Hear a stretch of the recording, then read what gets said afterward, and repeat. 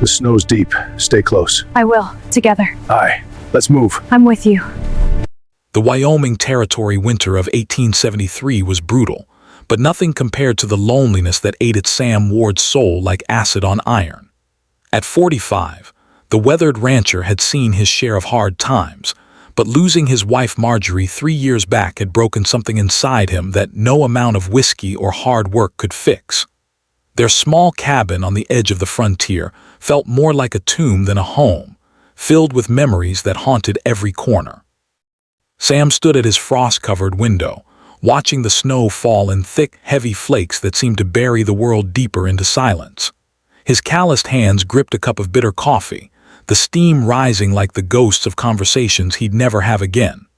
The fire crackled behind him, but its warmth couldn't touch the cold that had settled in his chest.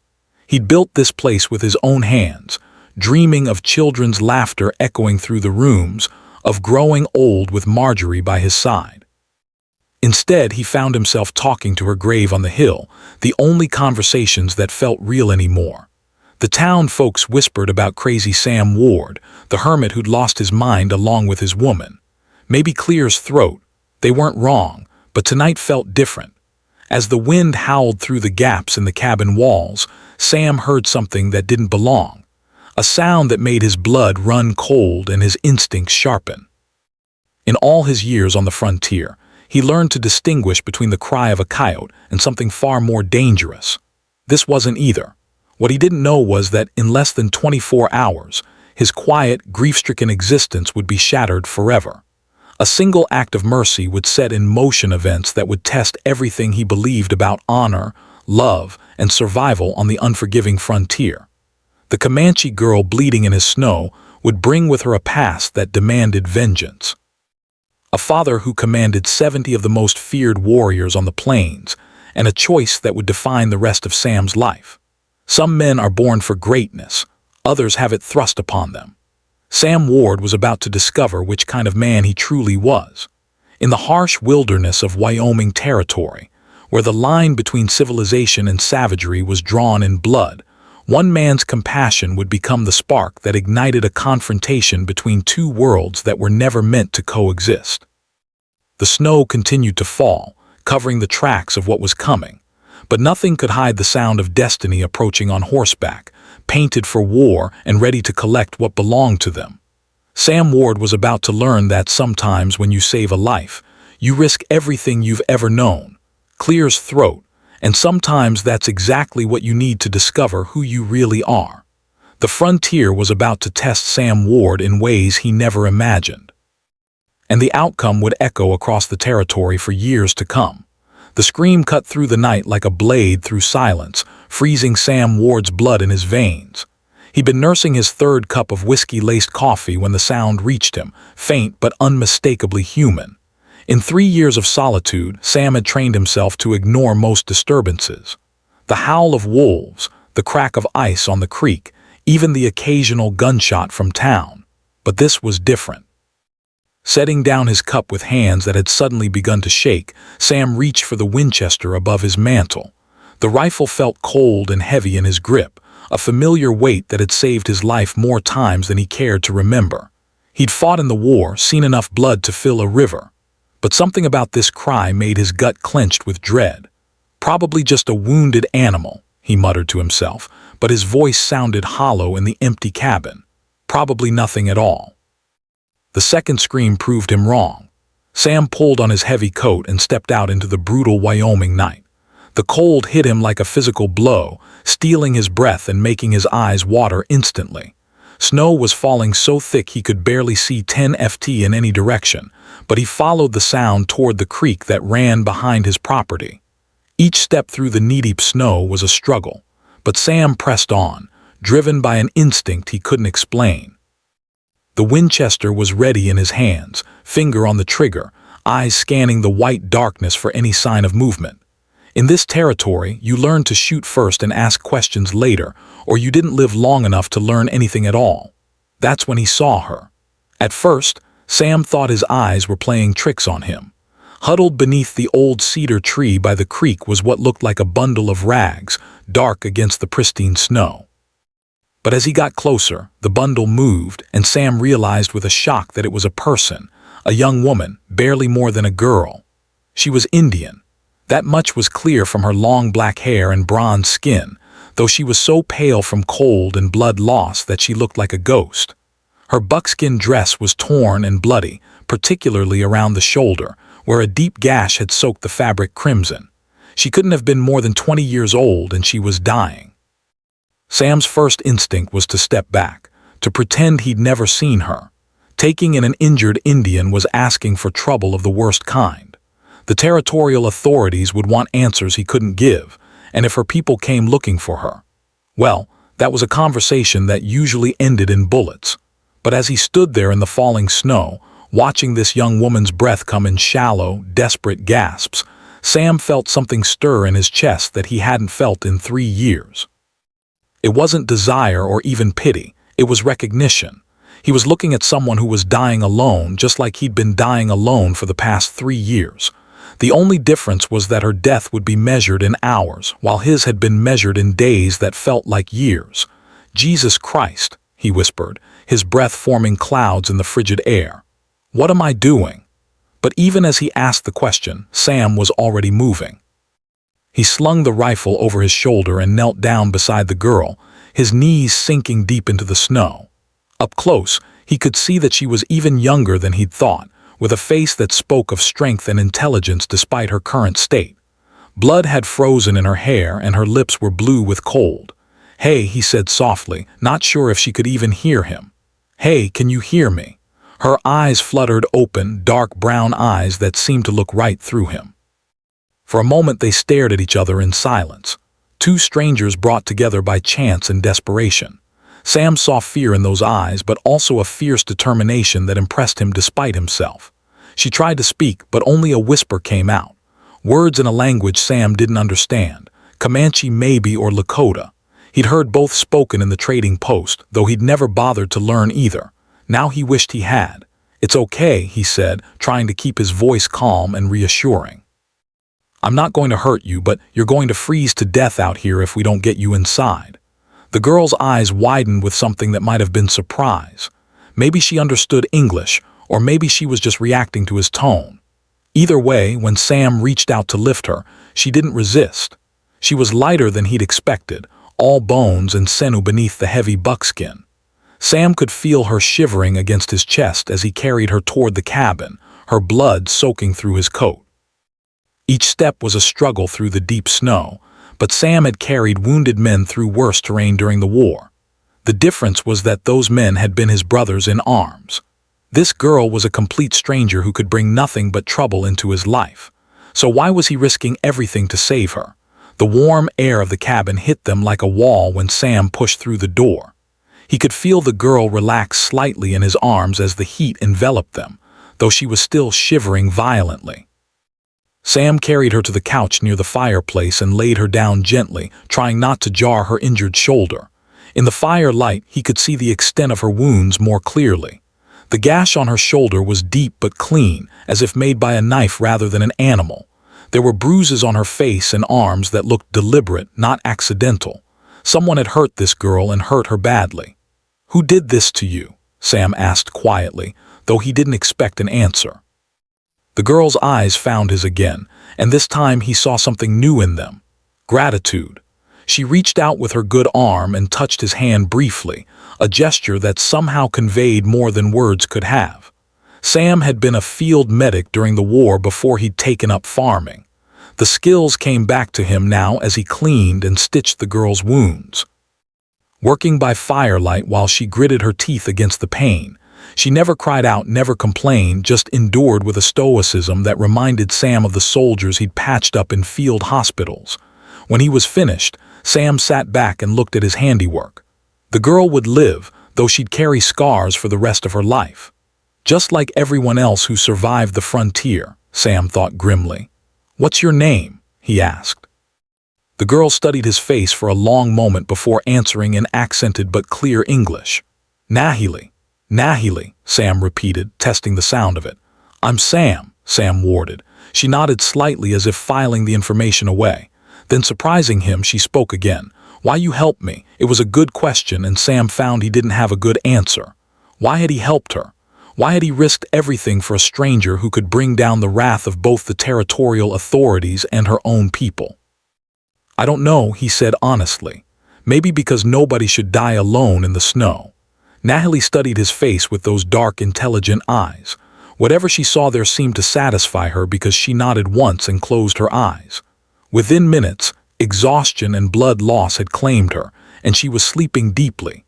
Sam sat in his chair by the fire, watching this stranger sleep in his home and wondering what the hell he'd gotten himself into. Outside, the snow continued to fall, covering their tracks and hiding their secrets. But Sam had a feeling that by morning, the whole world would know what he'd done, and then there would be a reckoning. Dawn came slowly to the Wyoming Territory, painting the snow-covered landscape in shades of pink and gold.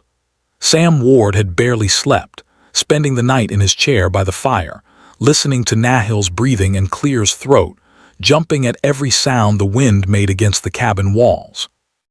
Every creak of the floorboards, every pop from the fire made him reach for his rifle. The girl, Nahili, had slept deeply through the night, her body finally allowing itself to rest after whatever ordeal had brought her to his doorstep. In the morning light, Sam could see that she was even younger than he'd thought, probably no more than 19 or 20. Her face, no longer pale with blood loss, had regained some of its natural bronze color, and Sam found himself thinking that she would have been considered beautiful by any man's standards. That thought made him uncomfortable. He was a 45-year-old widower and she was barely more than a child. Whatever his reasons for helping her, they couldn't be about that. He wouldn't let them be. Nahili stirred as the sun climbed higher, her eyes opening slowly as consciousness returned. For a moment she looked confused, probably trying to remember where she was and how she'd gotten there. Then her gaze found Sam and he saw recognition dawn in her dark eyes. "Morning," Sam said quietly, not wanting to startle her. "How are you feeling?" She pushed herself up on her good arm, wincing as the movement pulled at her stitches. "Better," she said, her English careful but clear. "Thank you." Sam nodded and stood up, his joints protesting after a night in the chair. "You hungry?" "I can make some breakfast." The look of gratitude that crossed Nahil's face told Sam that she was more than hungry. She was probably half-starved. When was the last time she'd eaten a proper meal? How long had she been running? And from what? Sam busied himself at the stove frying up some bacon and eggs while Nahili watched him with curious eyes. He could feel her gaze on him as he worked, studying him with the intensity of someone trying to figure out whether he could be trusted. Sam couldn't blame her for being cautious. In her position, he'd be suspicious of any kindness shown by a stranger. "How long since you ate?" he asked over his shoulder. 3 days, Nahili replied simply. 3 days. Jesus. No wonder she'd been so weak when he found her. Sam piled extra food onto her plate and set it in front of her along with a cup of hot coffee. She ate slowly at first, as if she couldn't quite believe the food was real, then with increasing hunger as her body reminded her of its needs. "You want to tell me what happened to you?" Sam asked when she'd finished eating.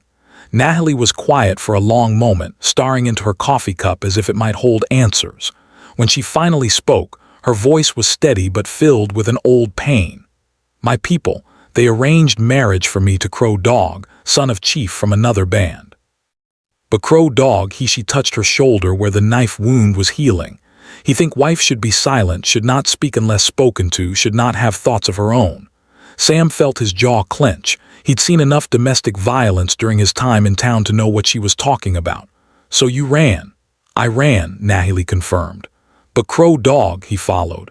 "His friends, they follow. They caught me 2 days ago. They the ones who cut you," Nahili nodded. "Crow Dog say if I not be good wife, maybe I be dead wife instead. But I get away at night. Run here." Sam felt a cold anger building in his chest. He'd seen a lot of evil in his time during the war in the frontier towns, even in supposedly civilized places back east. But there was something particularly vile about a man who would torture a woman for the crime of wanting freedom. "They still looking for you?" "Yes," Nahili said without hesitation. "And my father's warriors, they look too." "They think you steal me." That stopped Sam cold. "Your father's warriors." For the first time since he'd found her, Nahili looked truly afraid. My father is Chief Navo of the Wind River Comanche. He has many warriors, very good fighters. Sam set down his coffee cup carefully, his mind racing. Chief Navo. He'd heard that name before, whispered in the trading posts and saloons with the kind of respect reserved for legends. Navo was said to command over 100 warriors, and his war parties had been the nightmare of settlers and cavalry alike for the past decade. How many warriors? Sam asked, though he was afraid of the answer. 7 ride with him always, Nahili said. When they find you, shelter me. She didn't need to finish the sentence. Sam understood perfectly. When 70 Comanche warriors found him harboring their chief's daughter, they'd paint the snow red with his blood, and they wouldn't be gentle about it. Why didn't you tell me this last night? Would you still help if you know? Sam considered that question seriously. If he'd known who she was, who her father was, would he have left her to die in the snow? He wanted to say yes, that he would have helped her anyway, but he honestly wasn't sure.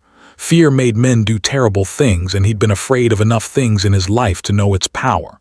I don't know, he said honestly. Nahili nodded as if she'd expected that answer. That is why I not tell. They sat in silence for a while, both lost in their own thoughts. Sam was trying to figure out how much time he had before Navo's warriors found him. Nahili was probably wondering if he was going to throw her out now that he knew the truth. I should go, Nahili said finally. I bring too much danger to you. Where would you go?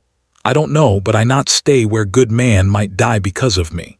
Sam looked at this young woman, really looked at her. Despite everything she'd been through, despite being hunted by her own people and the man they tried to force her to marry, she was more concerned about his safety than her own. When was the last time anyone had cared about his well-being? You're not going anywhere, he said firmly. Not in your condition, but your life. My life's been over for 3 years, Sam interrupted. Maybe it's time I started living again. Nahili stared at him with those dark, intelligent eyes. You sure? No, Sam thought. He wasn't sure of anything. He was terrified, but he was also more alive than he'd felt since Marjorie's death, and that had to count for something. I'm sure, he lied. The rest of the morning passed quietly. Sam showed Nahili around the cabin, explaining how things worked in case she needed to defend herself while he was out doing chores.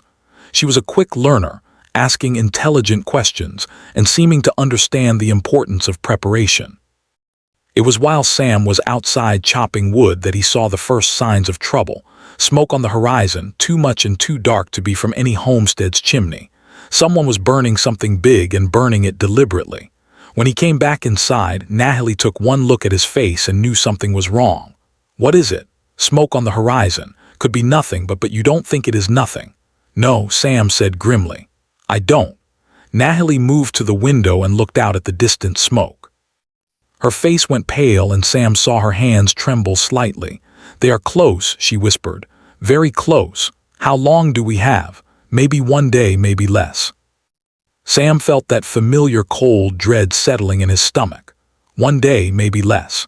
In less than 24 hours, 70 of the most feared warriors on the plains would be surrounding his cabin, demanding the return of their chief's daughter, and he'd be standing between them and her with nothing but a Winchester rifle and whatever courage he could muster. It should have been terrifying, and it was. But it was also something else. It was purposeful. For the first time in 3 years, Sam Ward had something worth fighting for. The question was, would that be enough? Outside, the smoke continued to rise, dark against the pale winter sky, like a signal fire, announcing that their time was running out. The afternoon brought with it an oppressive silence that settled over the cabin like a heavy blanket. Sam had spent the morning reinforcing the doors and windows, checking his ammunition, and trying to prepare for what might be the last day of his life. Nahili watched him work with eyes that held both gratitude and guilt, understanding that her presence had transformed his quiet homestead into a potential battlefield. Tell me about your father, Sam said, as he cleaned his rifle for the 3rd time. His hands needed something to do while his mind grappled with what was coming.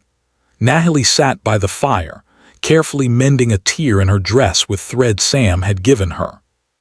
Her movements were precise and graceful despite the lingering stiffness in her injured shoulder. He is good man, she clears throat said without looking up from her work, strong leader. He care for his people, fight for them. But he has also old ways he think daughter is property like horse or buffalo hide. That why he arranged the marriage. Marriage with crow dog would bring two bands together. Make Clear's throat them stronger. I understand this. Her voice carried a note of resignation that made Sam's chest tighten. But understanding and accepting they are different things. Sam set down his rifle and looked at her. You ever try talking to him about it? Nahili's laugh was bitter. Women in my band, we not speak to Chief about such things. Not even daughters, especially not daughters. Daughters must be example for other women. The injustice of it burned in Sam's throat like bad whiskey. Here was a young woman with intelligence and spirit enough to challenge any man's thinking, reduced to the role of a bargaining chip in her father's political games. It reminded him too much of the way his own mother had been treated by his father, like property to be managed rather than a person to be cherished. What about your mother? Pain flashed across Nahili's face. She died when I was 12. Fever take her. Before that, she tried to teach me to be strong, but also to be careful. She say someday I might need choose between what others want and what my heart need. Nahili's fingers still on her mending. I think maybe she know this day would come. Sam felt a familiar ache in his chest. The pain of loss that never quite went away just became something you learned to carry. Sounds like she was a wise woman. She was Nahili resumed her sewing, but Sam could see the tears she was trying to hide. I think she would understand why I run, but my father he see only dishonor daughter who refused marriage brings shame to family to band. And what do you see? Nahili looked up at him, dark eyes fierce with conviction. I see woman who choose her own path even if that path lead to death. The words hung in the air between them, heavy with meaning. Sam understood what she was saying. She'd rather die free than live as someone else's property. It was a sentiment he could respect, even admire. But it also meant that tomorrow, when her father's warriors came, there would be no easy resolution, no simple way to hand her over and avoid bloodshed. You're not going to die, Sam said firmly. Not if I can help it. You cannot fight 70 warriors. Maybe not, but I can try. Nahili sat down her mending and studied his face with an intensity that made Sam feel exposed. Why? Why you fight for woman you just meet? You have no obligation to me. It was a fair question and one Sam had been asking himself since the moment he carried her inside. Why was he willing to die for a stranger? What was it about this young woman that had awakened something in him he thought was dead and buried with his wife? I told you, he said, nobody should die alone. That is not whole truth. Sam sighed and rubbed his face with his hands. Nahili was right. It wasn't the whole truth, but the whole truth was something he wasn't sure he was ready to face, let alone speak aloud.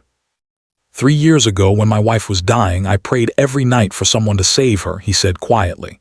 Prayed to God, to anyone who might be listening, but nobody came. Nobody helped. She died in pain, calling for me to make it stop. And there wasn't a damn thing I could do. He paused, the memory still sharp enough to cut. Maybe this is my chance to be the person I prayed for. Clear's throat, maybe this is how I save someone when it matters. Nahili was quiet for a long moment, absorbing his words. When she spoke, her voice was gentle but firm. Your wife, she would want you to live, not die for stranger. How do you know what she'd want? Because I am woman and women we want. Men we love to be safe, to be happy, not to throw life away for guilt. Sam felt tears he'd been holding back for 3 years burning behind his eyes. I haven't been happy since she died.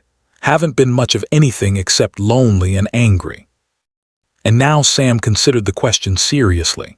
How did he feel now? Terrified, certainly, but also purposeful. Alive in a way he hadn't been since Marjorie's death. Now I feel like maybe there's a reason I'm still here, he said. Before Nahili could respond, a sound from outside made them both freeze. Hoof beats, multiple horses moving fast across the frozen ground. Sam grabbed his rifle and moved to the window, peering out through a gap in the boards he'd nailed up for protection. What he saw made his blood run cold. 3 riders were approaching the cabin, but they weren't Comanche warriors. These were white men dressed in the rough clothes of trappers or drifters, and they were riding hard as if something was chasing them. Who is it? Nahili asked, moving to join him at the window. Don't know, but they're not your father's men. The riders pulled up in front of the cabin, their horses breathing hard from the run. Sam could see now that they were all young men, probably in their 20s, with the kind of hard faces that came from too much violence and too little conscience. "Hello, the house," one of them called out. "We're looking for a runaway. You seen any Indians around here?" Sam's jaw clenched. These had to be Crow Dog's men, the ones who tortured Nahili and been hunting her ever since. The casual cruelty in the man's voice when he said squaw made Sam want to put a bullet through his skull. "Crow Dog's men," Nahili whispered, confirming Sam's suspicion. Fear had crept into her voice for the first time since he'd found her. "Stay back from the window," Sam ordered quietly, then louder. "Don't know what you're talking about. Haven't seen any Indians." "That's so." The man who seemed to be their leader dismounted and walked closer to the cabin because we've been tracking a thieving squaw who stole some horses. Trail leads right to your door. Sam knew they were lying. Nahili had been on foot when he found her, half dead from cold and blood loss. These men weren't here about stolen horses. They were here to finish what they'd started. "Like I said, haven't seen anyone," Sam called back. The man's laugh was cold and ugly. "Well, maybe you won't mind if we take a look around. Make sure you're telling the truth." "I mind plenty. This is private property." "See, that's funny," the man said, and Sam could hear the threat building in his voice. "Because we don't much care about private property when it comes to harboring thieves." Sam could see the other two men spreading out, trying to get angles on the cabin. They were preparing for a fight, and Sam knew he was about to get one, whether he wanted it or not. "Nahili," he said quietly, not taking his eyes off the window. "There's a shotgun in the bedroom closet, loaded and ready. You know how to use it?" "Yes, good. If they get inside, you use it. Don't hesitate, don't think about it. Just pull the trigger. What about you?" Sam checked his rifle one more time, making sure he had a round chambered. "I'm going to end this before it starts." He could feel Nahil's eyes on him, but he didn't look back. If he looked at her now, saw the fear and gratitude and something else in her dark eyes, he might lose his nerve. And losing his nerve right now would get them both killed. Outside, Crow Dog's men were getting impatient. "Last chance, old man," the leader called out. "Send out and we'll let you live." Sam's answer was to shove the barrel of his rifle through a gap in the boards and put a bullet through the man's chest. The war had begun. The gunshot shattered the winter silence like glass breaking, its echo rolling across the snow-covered plains. Sam's bullet caught the leader's center mass, spinning him around and dropping him face first into the snow, where his blood began to spread like spilled wine against the white ground. For a heartbeat, everything was still. Then chaos erupted. "Son of a" killed Jake. One of the remaining men shouted, diving behind a water trough for cover. "Kill the bastard." Bullets began slamming into the cabin walls, sending splinters of wood flying. Sam ducked below the window, his heart hammering against his ribs. He'd been in firefights before during the war, but this felt different, more personal, more desperate. "Stay down," he yelled to Nahili, who had pressed herself against the far wall, the shotgun clutched in her hands. Sam moved to another window, this one facing the side of the cabin where he'd seen one of the men take cover behind his wood pile. He could see the top of the man's hat, and Sam took careful aim. The rifle bucked against his shoulder, and the hat disappeared along with the head that had been wearing it. 2 down, 1 to go. But the third man was smart and patient. Instead of rushing the cabin in a rage like his companions might have done, he was taking his time, using the terrain and the outbuildings for cover. Sam caught glimpses of movement, but nothing solid enough to shoot at. Minutes crawled by like hours. Sam could hear his own breathing unnaturally loud in the sudden quiet. Outside, the horses that had belonged to Crow Dog's men were milling around nervously, spooked by the gunfire but too well trained to bolt completely. "Where is he?" Nahili whispered.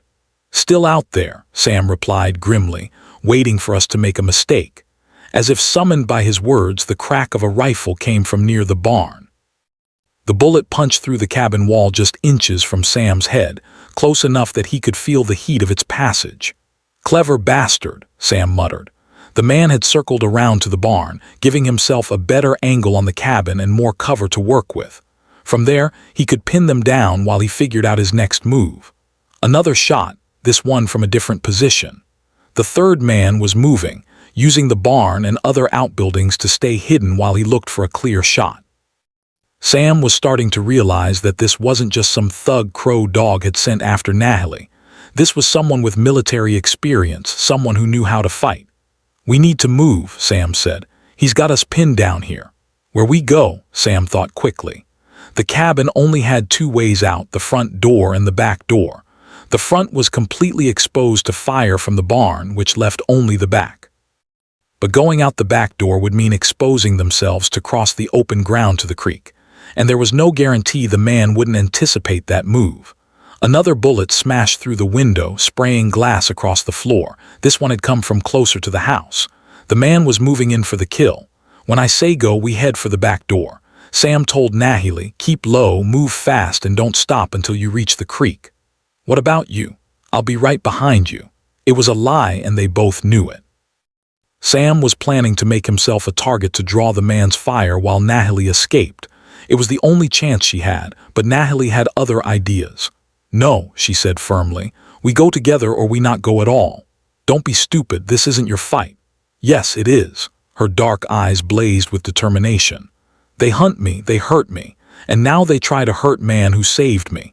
This is my fight more than anyone's." Before Sam could argue further, another shot rang out.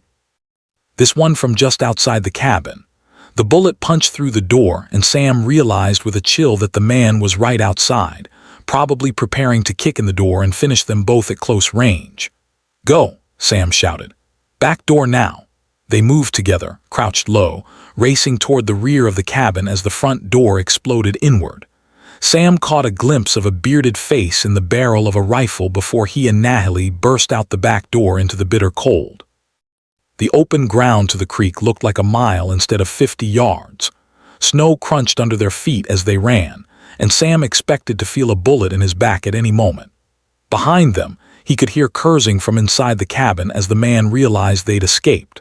They were halfway to the creek when the man appeared in the doorway, rifle raised.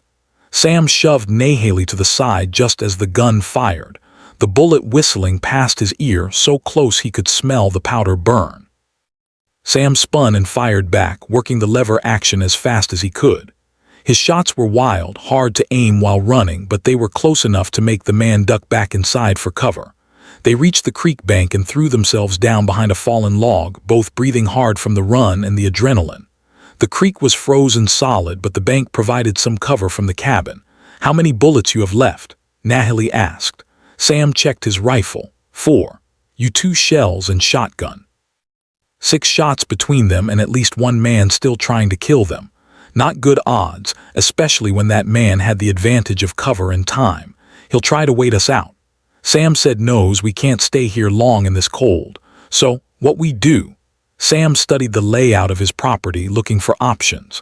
The barn was too far away to reach without exposing themselves to fire from the cabin.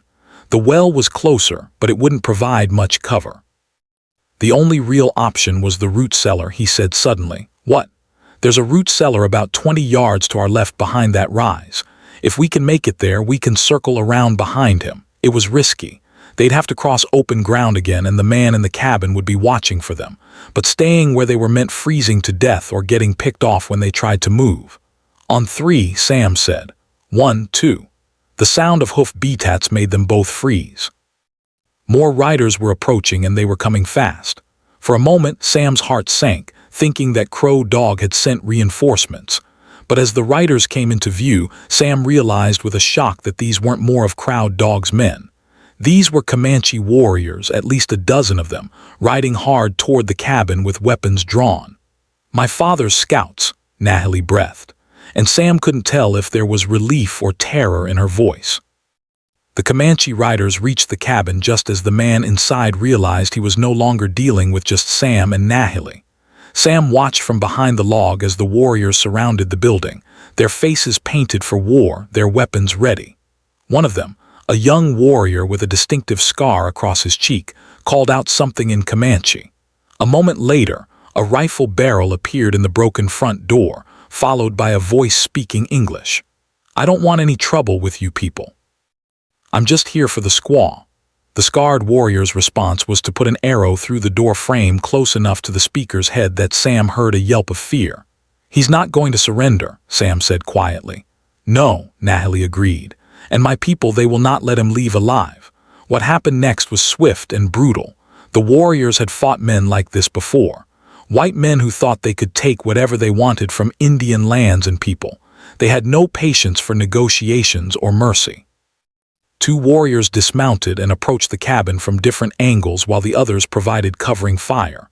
The man inside managed to get off one shot before a Comanche arrow found its mark, and then the cabin fell silent. Sam and Nahili remained hidden behind the log, watching as the warriors searched the area, finding the bodies of the other two men and making sure no threats remained. It was methodical, professional. These men knew their business. Finally, the scarred warrior who seemed to be their leader called out in accented English, "Sam Ward, we know you are here. Come out." Sam looked at Nahili, who had gone pale. "How do they know my name? They ask questions in town. People talk." She gripped his arm. "What we do now?" Sam considered their options. They could try to run, but the warriors had horses and they were on foot in deep snow. They could try to hide, but these men were expert trackers who could follow a trail that was hours old. Or they could face whatever was coming with what dignity they could muster. "We go talk to them," Sam said. "They might kill you, maybe, but running will definitely get us both killed." Sam stood up slowly, keeping his rifle pointed at the ground in what he hoped was a non-threatening gesture. Nahili rose beside him, her chin lifted with the same courage she'd shown when facing crowd dogs' torture. "I'm Sam Ward," he called out, "and this is Nahili." The scarred warrior studied them for a long moment, his dark eyes unreadable. Then he said something in Comanche to his companions, and several of them lowered their weapons slightly. "I am Takakota," the warrior said. "Son of Chief Navo, you will come with us." It wasn't a request. As they walked toward the waiting horses, Sam wondered if he was about to meet his death. But beside him, Nahili walked with her head high, and he found courage in her bravery. Whatever came next, they would face it together. The ride to the Comanche camp was a journey through a landscape that seemed carved from ice and shadow. Sam rode behind one of the warriors, his hands bound, but not cry-tight, while Nahili rode beside her half-brother, Takakota. The resemblance between them was clear once you knew to look for it. The same strong cheekbones, the same intelligent dark eyes, the same bearing that spoke of nobility and pride. The warriors had wrapped Sam in a buffalo robe to keep him from freezing during the journey, a gesture that gave him some hope that they didn't intend to kill him immediately. Men condemned to death rarely receive such considerations, but Sam had lived on the frontier long enough to know that Indian justice could be swift and final, and good intentions didn't always translate into mercy. As they rode, Sam tried to prepare himself for what was coming. He'd heard stories about Chief Navo for years, tales of his strategic brilliance, his fierce protection of his people, and his absolute refusal to compromise when it came to matters of honor. If even half the stories were true, Sam was about to face one of the most formidable men on the entire frontier. The camp appeared suddenly as they crested a low hill, materializing out of the winter landscape like something from a dream. Dozens of teepees were arranged in precise circles, their buffalo hide walls glowing with the warmth of fires within. Smoke rose from cooking fires and merged with the gray winter sky, while horses grazed in areas sheltered from the wind by natural rock formations. But what struck Sam most was the sense of organization and purpose that pervaded everything. This wasn't just a collection of temporary shelters. This was a mobile city efficiently arranged and clearly designed by people who understood both warfare and survival in one of the harshest environments on Earth. Warriors emerged from the types as their party approached, their faces painted and their weapons ready. But Sam noticed that their attention was focused primarily on him, not on Nahili. Whatever anger they felt was directed at the white man who had dared to interfere in their chief's family affairs, not at the daughter who had run away. They stopped in front of the largest teepee, one decorated with painted symbols that Sam didn't understand, but which clearly marked it as belonging to someone of great importance. Takakota dismounted and helped Nahili down, speaking to her in rapid Comanche that Sam couldn't follow. From her responses, it was clear they were arguing about something, but their voices remained respectful despite the disagreement. "Dismount," Takakota ordered Sam in English. Sam slid down from the horse, his legs stiff from the cold and the long ride. Two warriors immediately flanked him, not roughly but with unmistakable intent. He was their prisoner, and they wanted to make sure he understood that. "My father will see you now," Takakota said. "Speak truthfully and you may live. Lie and you will die slowly." The entrance to Chief Navo's teepee was covered by a heavy buffalo hide decorated with intricate beadwork. Takakota held it aside, and Sam found himself stepping into a space that was far larger and more impressive than he'd expected from the outside. The type's interior was warm and richly appointed with buffalo robes covering the ground, and painted leather panels depicting what Sam assumed were important events in the tribe's history. A fire burned in the center, its smoke rising through the opening at the top of the structure. The air smelled of sage and woodsome smoke and something else, the indefinable scent of power and authority. Chief Navo sat on the far side of the fire, and Sam's first sight of him was enough to understand why this man had become a legend on the frontier. He was perhaps 50 years old, his hair streaked with silver, but his frame still powerful and imposing. His face was a study in controlled strength. High cheekbones, a strong jaw, and dark eyes that seemed to look right through whoever they focused on. He wore a shirt decorated with intricate beadwork and a necklace of bear claws that spoke of personal courage in battle. But what struck Sam most about Chief Navo was the intelligence in his eyes. This wasn't some savage warrior driven only by blood, lust, and vengeance. This was a strategic thinker, a leader who had kept his people alive and strong in the face of overwhelming odds. That made him far more dangerous than any mere warrior could ever be. "Sam Ward," Chief Navo said, his English heavily accented but clear. "You took my daughter. It wasn't a question, so Sam didn't treat it like one. I found your daughter dying in the snow. I brought her inside and treated her wounds." Why? Such a simple question, but Sam knew his life might depend on his answer. He could tell comfortable lies about Christian charity or frontier hospitality. But something in Chief Navo's eyes told him that such deceptions would be spotted immediately and punished accordingly. "Because no one should die alone," Sam said simply. Chief Navo studied him for a long moment, his expression unreadable. "You know who she is. I know she's your daughter. I know she was running from men who hurt her. You know she was promised a crowd dog. I know she was being forced into a marriage she didn't want." The temperature in the teepee seemed to drop several degrees around the fire. Sam could feel other presences, warriors and elders who had been sitting so still in the shadows that he hadn't noticed them before. Their breathing had changed, become more focused and dangerous. "You judge our customs." Chief Nabo's voice had taken on an edge that made Sam's skin crawl. "I judge men who cut women for refusing to be property," Sam replied, meeting the chief's gaze steadily. In any culture, for a moment, Sam thought he'd gone too far. Chief Nabo's hand moved to the knife at his belt, and the warriors around the fire shifted slightly, preparing to act if their chief gave the word. But then something changed in the older man's expression. Not approval exactly, but perhaps a grudging respect for Sam's honesty. "Crow Dog is dead," Chief Navo said suddenly. Sam felt a chill that had nothing to do with the winter cold. "What?" "His body was found this morning along with 2 of his men, tortured, killed slowly." The chief's eyes never left Sam's face. "You know nothing of this." "The 3 men who came to my cabin, they said they worked for Crowd Dog, but I didn't torture anybody. I shot them when they tried to kill me and your daughter. 3 men, 3 men. Chief Navo was quiet for a moment, absorbing this information. Sam could practically see the older man's mind working, fitting pieces together, and clear his throat trying to understand the larger picture. "Someone else killed Crow Dog," the chief said finally. "Someone who wanted him dead more than you did." Before Sam could respond, the teepee flap opened and Nahili entered, escorted by Takakota. She had changed into traditional Comanche dress, beautifully decorated buckskin that made her look like the chief's daughter she was, rather than a refugee fleeing for her life. "Father," she said, her voice formal but not servile. "Nahili." Chief Navo's voice softened slightly when he spoke his daughter's name, but his expression remained stern. "You dishonor your family. You dishonor your people. I choose life over dishonor." Nahili replied calmly. "Crow Dog would have killed me within a year, beat me to death, or cut me into pieces. Is that honorable? Marriage requires sacrifice. Sacrifice, yes. Suicide, no." Sam watched this exchange with fascination and growing dread.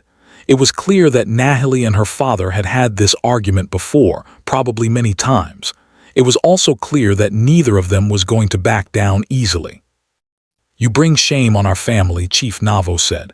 "When a daughter refuses the marriage her father arranges, it tells other tribes that we cannot control our women. It makes us look weak. When a father forces his daughter to marry a man who tortures her, it tells other tribes that we do not value our women." Nahili shot back. "That makes us look cruel." The warriors around the fire shifted uncomfortably. This was clearly not a conversation they were used to hearing, especially not between a chief and his daughter in front of outsiders. Chief Navo's jaw tightened. "You will marry as I command." "No," Nahili said simply, "I will not." The silence that followed was so complete that Sam could hear the fire crackling and the wind moving through the camp outside.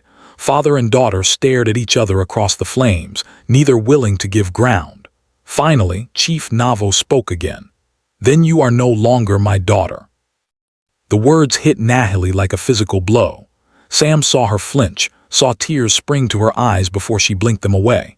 But when she spoke, her voice was steady.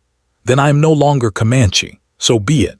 Chief Navo turned his attention back to Sam, who had been watching this family drama unfold with a mixture of admiration and heartbreak.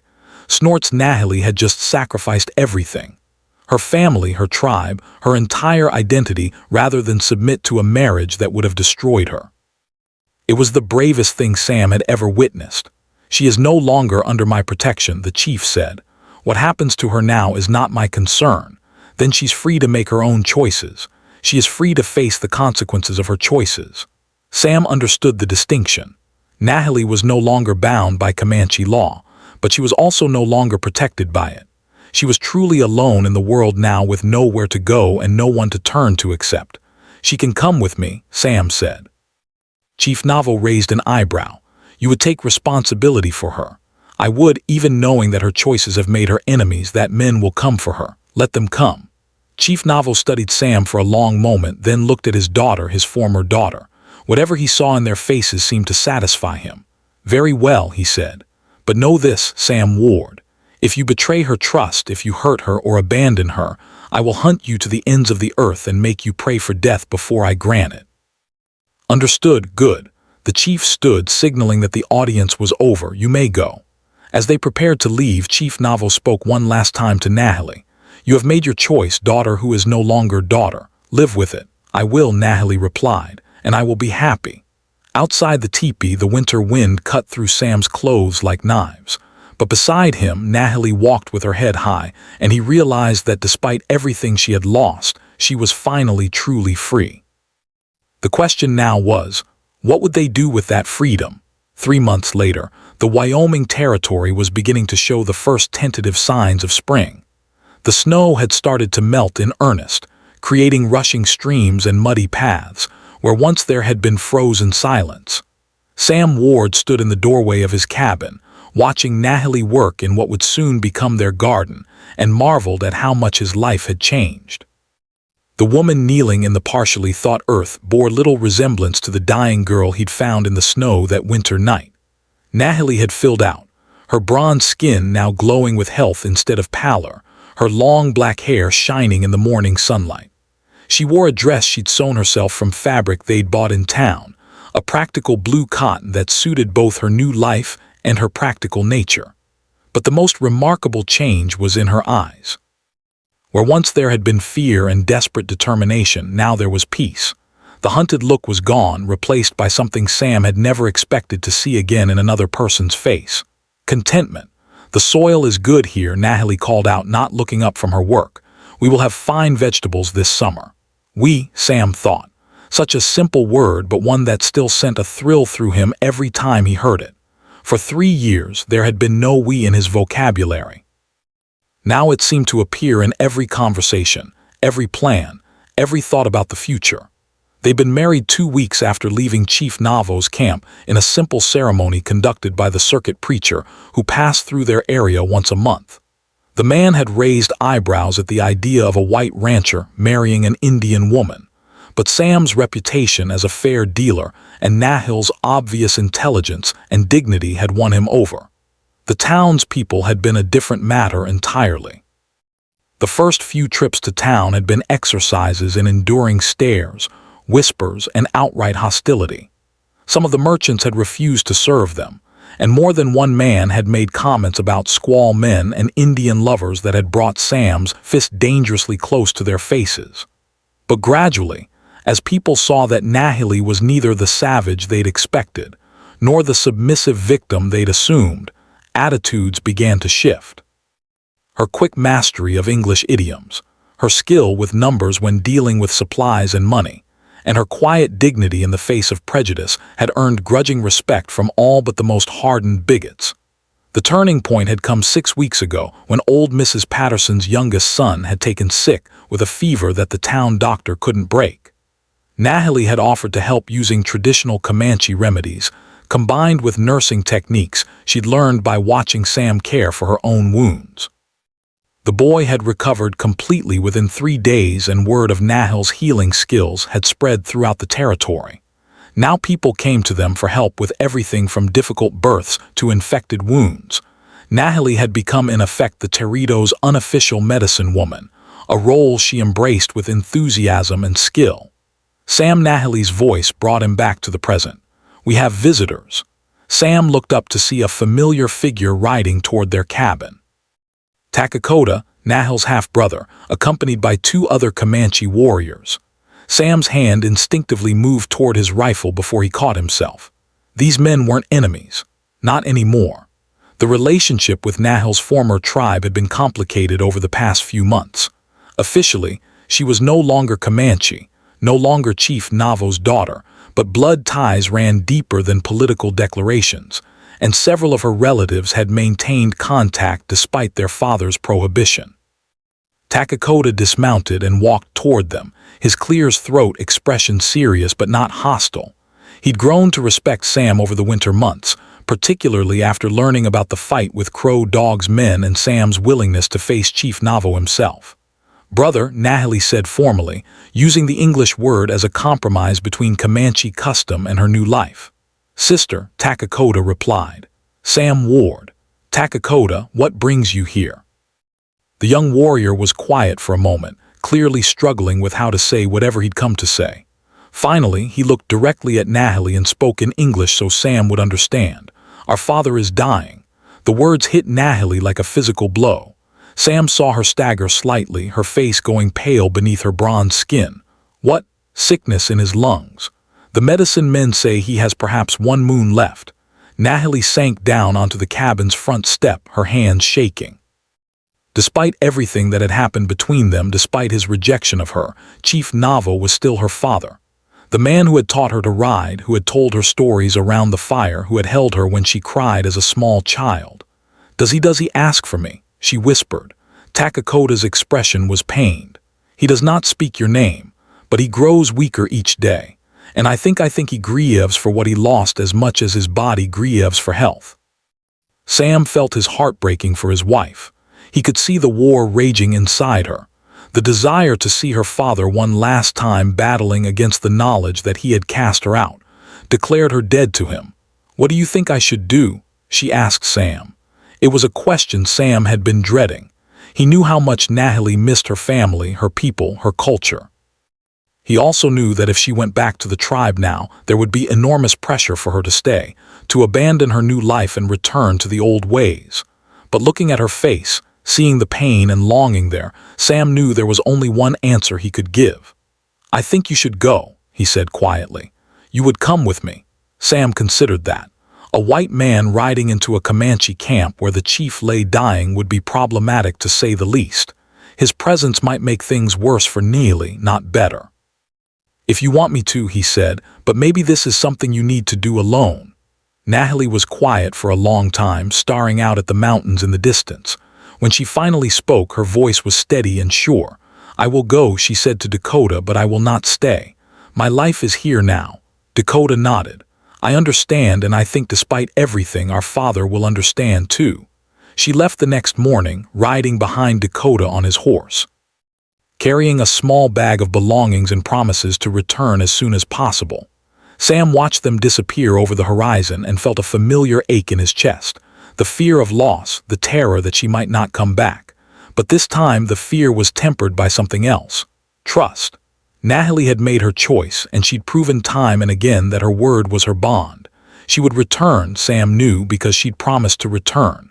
Still, the 3 days she was gone felt like 3 years. When she finally appeared on the horizon again, riding alone this time on a horse her brother had given her, Sam's relief was so intense it nearly brought him to his knees. But as she got closer, he could see the grief etched into her face, and he knew what had happened before she spoke. "He's gone," she said simply as she dismounted. Sam took her in his arms and held her while she cried for the father who had loved her enough to let her go. Even though it had taken him until his deathbed to understand that freedom was the greatest gift he could give his daughter, "He asked me to forgive him," Nahili said through her tears. "At the end, he said he was proud of my courage even if he could not approve of my choices. Did you forgive him?" "Yes. And he asked me to tell you something." "What?" "He said you are a man of honor. That you proved yourself worthy of his daughter's love, and that if you ever hurt me, he will come back from the spirit world to make you pay." Despite everything, Sam found himself smiling. Even in death, Chief Navo was looking out for his daughter. That night, as they lay in bed, listening to the spring rain on the roof, Nahili spoke into the darkness. "Do you ever regret it taking me in that night?" Sam considered the question seriously.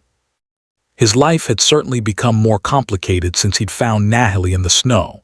More dangerous, more uncertain, more challenging in every way, but it had also become something else meaningful.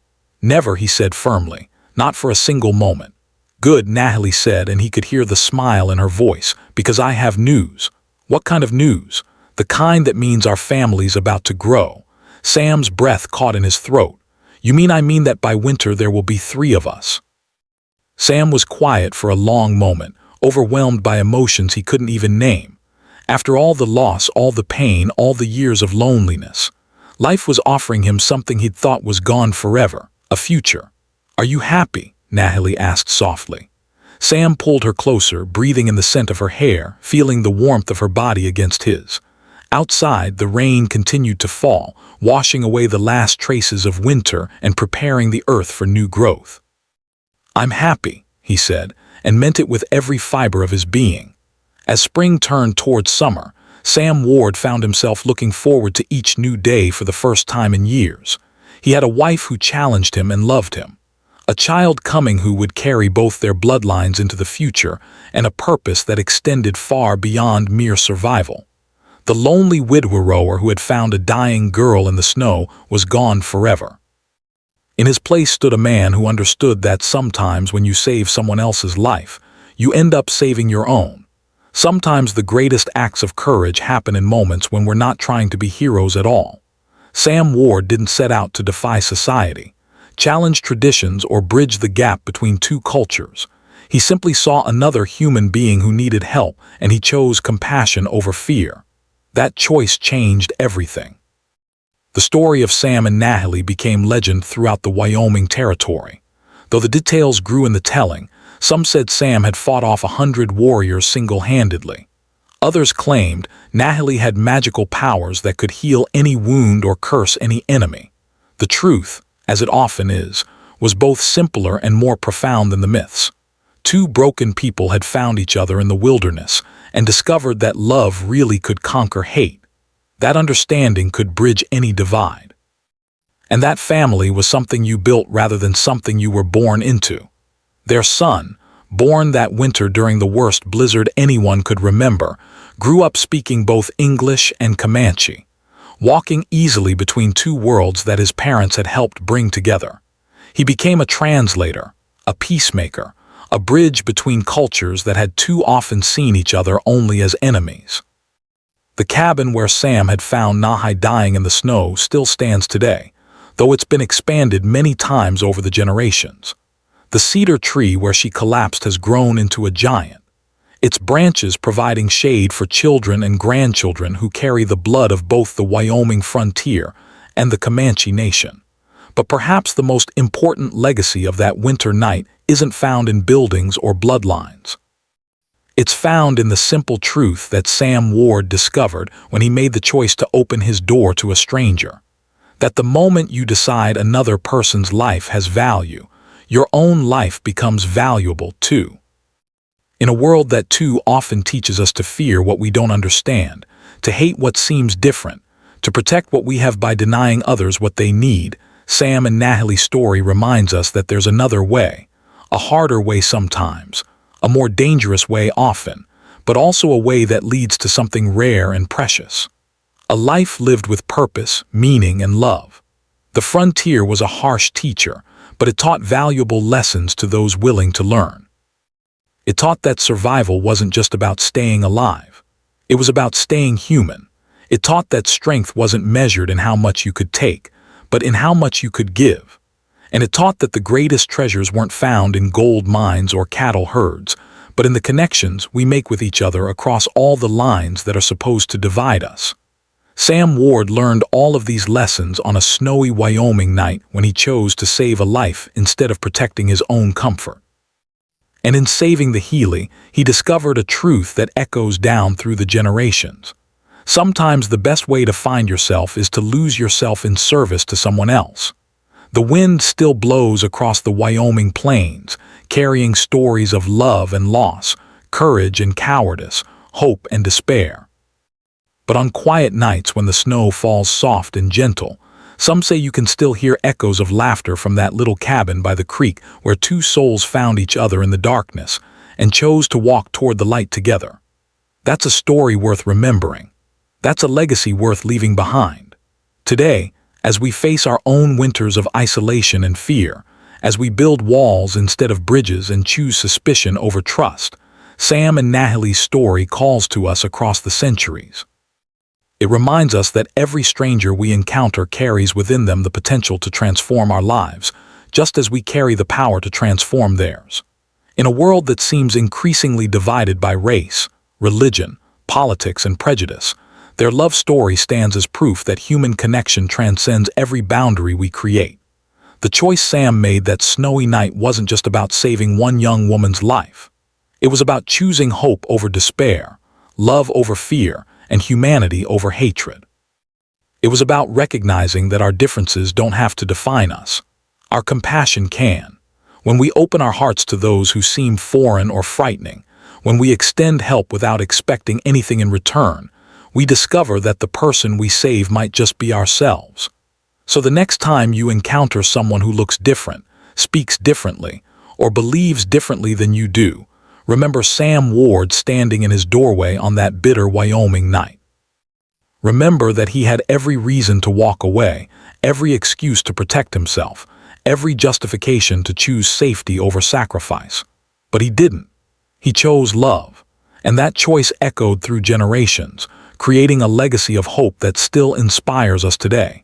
Sometimes the most powerful thing you can do is simply decide that someone else's life matters as much as yours.